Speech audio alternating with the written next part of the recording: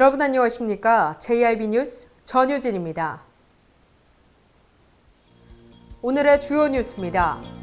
지난 2015년 해양수산부의 거점형 마리나 항만 개발 사업 대상지로 선정된 외목 마리나 항만이 아직까지 사업 계획서조차 완료되지 않은 것으로 확인됐습니다. 코로나19로 인한 경기 불황 속에 당진시가 대규모 투자 유치를 이끌어냈습니다. 서산에 거주하는 50대 여성이 지난 8일 서산 시내 한 보건소에서 독감 예방주사를 맞은 지 이틀 만에 숨지는 사고가 발생했습니다. 이에 유족들이 청와대 국민청원에 억울함을 호소하는 글을 올렸습니다. 천안 병천천의 야생조류에서 올 들어 세 번째 고병원성 조류 인플루엔자가 검출된 것으로 확인됐습니다. 이에 농림축산식품부는 전국에 위험주의보를 발령했습니다. 오늘의 첫 번째 뉴스입니다. 김홍장 당진시장의 공약 중 하나인 외목마을 마리나 조성 사업이 5년째 지지부진하고 있습니다. 국내 최초로 외국 투자를 유치해 순탄하게 개발이 진행되는 듯 했지만 지금까지 사업 계획서조차 완료되지 않았습니다. 자세한 내용 전해드립니다. 김홍장 당진시장의 공약 중 하나인 외목마을 마리나 조성 사업. 민간 투자와 더불어 해양수산부에서 국비 300억 원을 투자해 실시하는 사업으로 충남에서 유일한 거점형 마리나 사업입니다.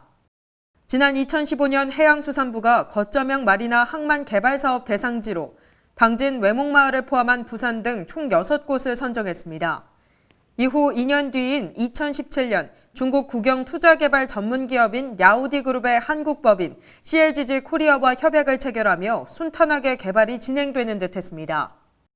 그런데 CLGG 코리아가 2017년 7월 해수부와 협약 이후 어떤 사업 계획서도 내지 않고 있어 당진 외목 마리나 사업은 장기간 지체되고 있습니다. 이에 대해 당진시는 CLGG 코리아와 해수부 간 협약으로 당진시의 경우 권한이 없어 적극적으로 나설 수 없는 상황이라고 밝혔습니다. 지금 저희가 만약에 그 사업에 대해서 권한이 있으면은 사업을 이제 그만 포기해라, 아니면 뭐 그만해라, 아니면은 어떻게 다시 뭐 변경해서 추진해라, 이렇게 할 수 있는 권한이 없어요. 왜냐면 해양수산부랑 그 CLGG 둘만의 협약이거든요. 또한 당진시는 CLGG 측과 올해에도 면담과 투자자 소개를 진행했지만 성사되지 않았다고 이야기했습니다.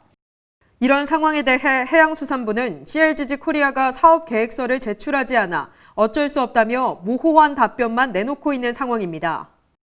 예, 지금 실시 협약을 체결을 한 후에 저희가 사업자한테는 사업자가 사업 계획서를 만들어서 저희한테 승인 요청을 해야 되는 상황입니다. 그래서 저희가 이제 그 계획들을 세우라고 얘기하고 있고요. 아직은 계획이 수립돼서 저희한테 요청되고 있는 상황은 아닙니다. 일각에서는 김홍장 시장의 공약인 만큼 당진시가 더욱 적극적으로 나서야 한다고 이야기하고 있습니다. 또한 당진시와 해양수산부가 외목 거점형 마리나 사업 부진에 대한 책임을 회피하고 있다며 비판의 목소리를 내고 있습니다. JIB 뉴스 전유진입니다. 당진시가 대규모 투자 유치를 이끌어내 주목을 받고 있습니다. 이정원 기자입니다. 당진시가 대규모 투자 유치를 이끌어내 주목을 받고 있습니다. 당진시에 따르면 지난 12일 충남도청에서 양승조 충남도지사와 김홍장 당진시장, 한주식 지산그룹 회장, 장승호 YK스틸 상무이사가 투자 유치 협약을 맺었습니다.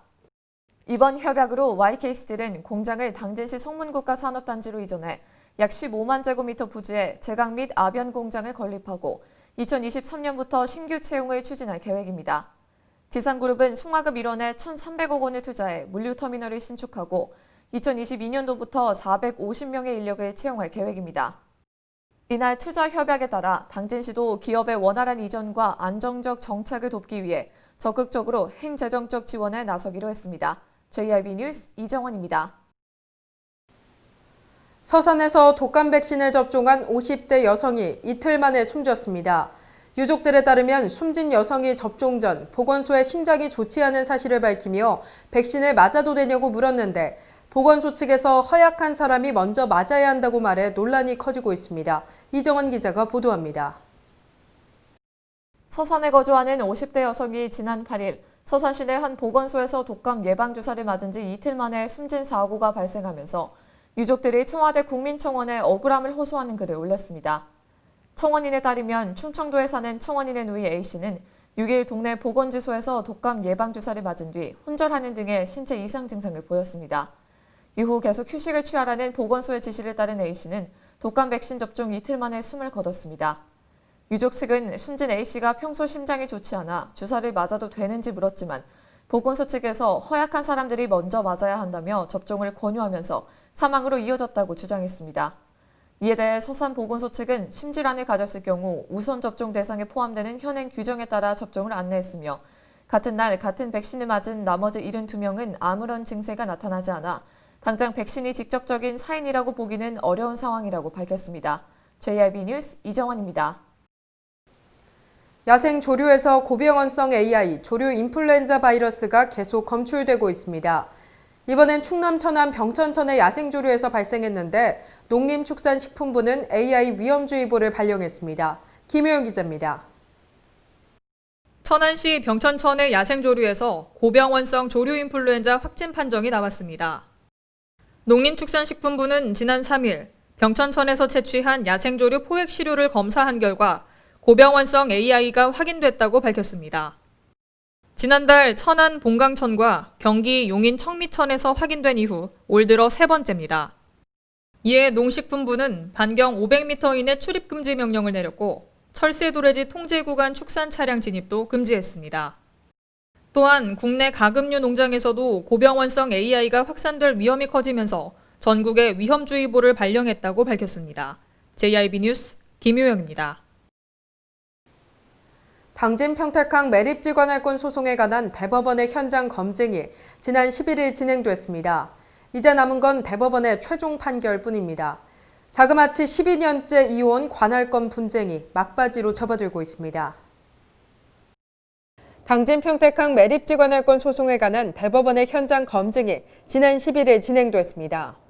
현장 검증단은 지난 11일 오후 당진 평택항 서부도 부근을 돌며 매립지의 71%를 평택관할로 인정한 행정안전부 결정에 문제가 없는지 살폈습니다. 당진시와 충청남도는 현장 검증에서 토지 등록과 인허가 등의 권한을 아무 문제 없이 행사해 오던 것과 자체 예산으로 기반 시설을 구축해 기업을 유치한 점 등을 들며 행정안전부의 부당함을 강조했다고 밝혔습니다. JIB 뉴스 전유진입니다. 당진시가 현재 원당 삼거리와 우두동을 잇는 도로를 개설 중인 것으로 확인됐는데요. 도로가 개설되면 원당동에서 우두동의 이동이 원활해질 것으로 보입니다. 김혜영 기자입니다. 당진시 원당 한라비발디 옆입니다. 보시다시피 이렇게 도로 공사가 한창 진행 중입니다. 취재 결과 당진시가 원당 삼거리에서 우두동 그린식당 쪽으로 향하는 도로를 개설 중인 것으로 확인됐습니다. 설계는 2017년에 시작했으나 그동안 도자기와 검 등의 문화재 정밀조사와 발굴조사가 길어지면서 공사가 늦춰진 것으로 파악됐습니다.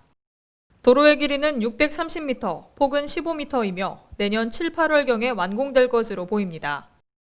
이 사업에는 공사비 15억, 보상비와 매입비 등을 포함해 총 66억 원의 예산이 투입되는 것으로 확인됐습니다. 당진시 관계자는 먼저 2차로 개설 이후 교통량이 많을 경우 4차로로 확대할 계획이라고 밝혔습니다.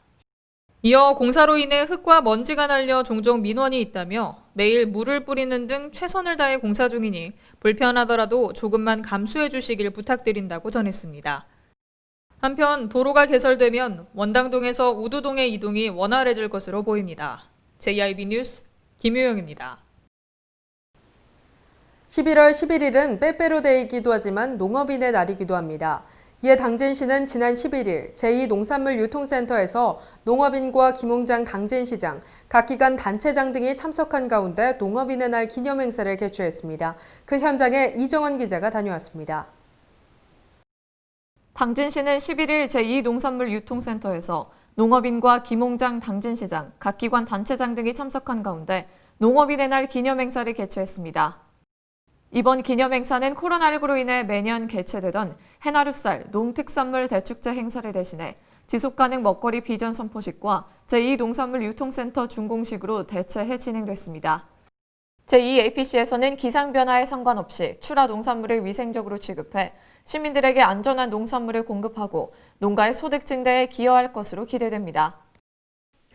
김홍장 당진시장은 제2APC 준공과 연계해 앞으로도 시민들의 안전 먹거리 제공에 힘쓰겠다고 밝혔습니다. JIB 뉴스 이정원입니다. 당진 내 청소년 흡연이 심각한 것으로 확인됐습니다. 청소년 흡연을 막을 수 있는 대책이 마련돼야 할 것으로 보입니다. 당진 버스터미널 인근 골목입니다.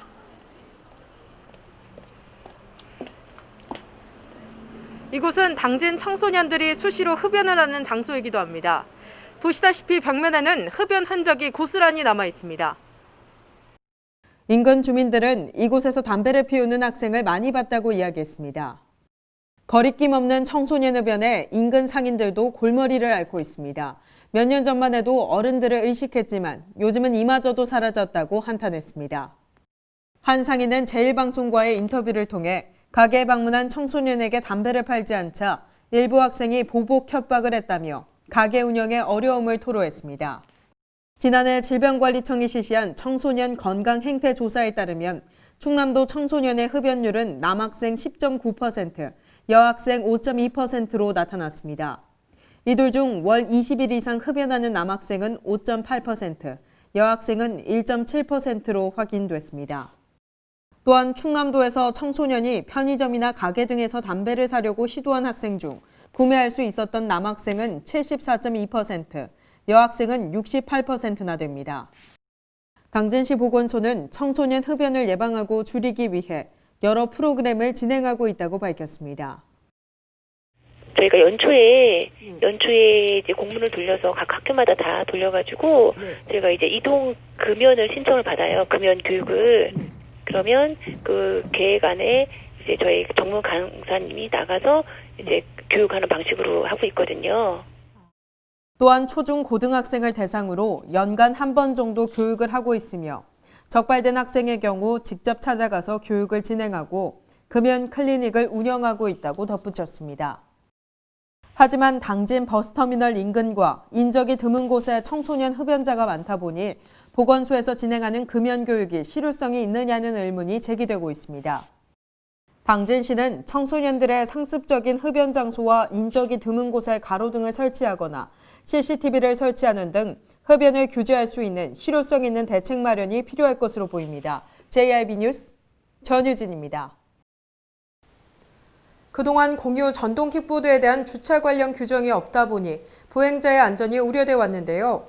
이에 4차 산업혁명위원회가 주정차 가이드라인을 새롭게 제시했다고 밝혔습니다. 김혜영 기자입니다. 대통령 직속 4차 산업혁명위원회가 전동 킥보드에 대한 가이드라인을 새롭게 제시한 것으로 알려졌습니다. 4차 산업위는 전동 킥보드를 주정차할 수 없는 곳으로 보도 중앙, 횡단보도와 산책로, 건물, 상가, 빌딩 등의 보행자 진출입로 등을 포함해 총 13개 구역을 지정했다고 밝혔습니다. 다만 국토교통부가 추진하고 있는 관련 법률 제정에 시간이 걸릴 것으로 보여 실제 시민들의 생활에 적용되기까지는 좀 더 지켜봐야 할 것으로 보입니다. 한편 이번 합의안은 제8차 규제제도 혁신 해커톤 행사를 통해 기업과 지자체 관계자, 전문가 등 15명의 토론을 거쳐 마련된 것으로 알려졌습니다. JIB 뉴스 김효영입니다. 당진시 가로등과 보행로의 확보가 제대로 이뤄지지 않아 시민들의 우려가 커지고 있습니다. 자세한 소식 이정원 기자가 전해드립니다. 당진시 가로등과 보행로의 확보가 제대로 이루어지지 않아 시민들의 우려가 커지고 있습니다. 네, 실제로 당진 원룸 주변 외곽 지역 그리고 일부 도로에는 가로등이 설치되어 있지 않거나 제대로 작동하지 않는 곳이 많았습니다. 지난 6일 당진시에 확인한 결과 당진 지역에는 가로등 7,555개, 보안등 1,272개로 총 17,827개의 가로등이 설치돼 있었습니다. 당진시는 거주단지가 늘어나고 있어 인구수 증가에 비해 작동되는 가로등의 수가 적다는 지적입니다. 당진시 교통과 관계자는 원룸 부근에는 전주 자체가 없어 보안등 설치가 어렵고 도로가 차량 진입로로 쓰이고 있어 전봇대 설치도 어렵다는 답변만 전했습니다. 시민들은 외곽지와 도심의 가로등 편차를 해결하고 밤에도 안전하게 이동할 수 있도록 실효성 있는 대책을 마련해달라고 전했습니다. JIB 뉴스 이정원입니다. 충남과 경북 지역은 발전소가 몰려 있어 우리나라 전기 생산량이 가장 높은 곳으로 알려져 있습니다. 그런데 한전이 전기 수요가 많은 수도권보다 지방의 전기를 더 비싸게 판 것으로 드러났습니다. 김혜영 기자입니다. 우리나라 전기 생산량이 가장 높은 곳은 충남과 경북 지역으로 현재 발전소가 몰려있는 것으로 알려진 가운데 생산된 전기의 대다수가 수도권으로 흘러가는 것으로 나타났습니다. 특히 당진에서 만든 전기는 변전소를 거쳐 평택, 영흥, 인천, 동서울 등으로 전달되는 것으로 알려졌습니다.